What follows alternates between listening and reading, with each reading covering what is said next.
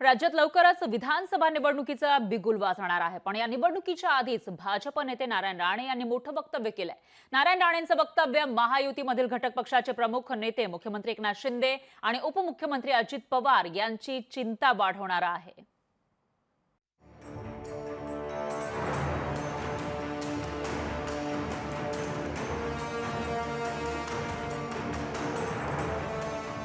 विधानसभा निवडणुकीकरता महायुतीचे नेते जागा वाटपाच्या वाटाघाटी करत असतानाच महाराष्ट्रात महायुतीच्या नेत्यांमध्ये जागा वाटपावरून झुंपली आहे।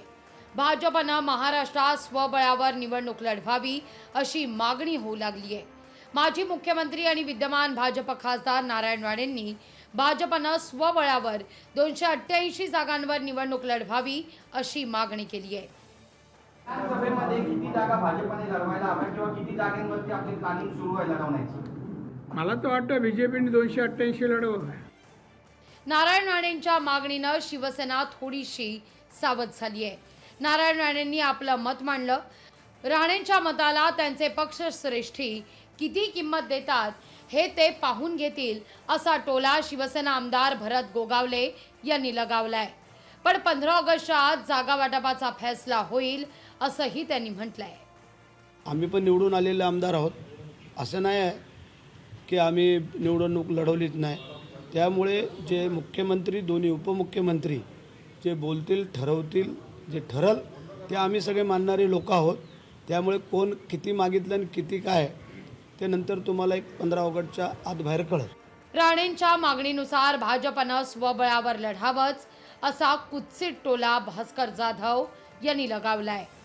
नारायण राणेंच्या या भूमिकेला माझं समर्थन आहे, माझा पाठिंबा आहे की नारायण राणेंच्या दम असेल आणि भाजपामध्ये त्यांचं कोण ऐकत असेल तर त्यांनी खरोखरच 288 जागा लढवून दाखवाव्या। माझं त्यांना पूर्णपणे समर्थन आहे। नारायणराव, तुम आगे बढ़ो, हम तुम्हारे साथ नहीं है।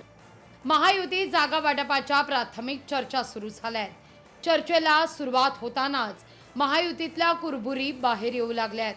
राणेंच्या स्वबळाच्या भाषेनं शिवसेना आणि राष्ट्रवादी थोडीशी सावध झाली आहे। ब्युरो रिपोर्ट, लोकशाही मराठी, मुंबई। लोकशाही मराठी ऐका, पहा, जागरूक रहा।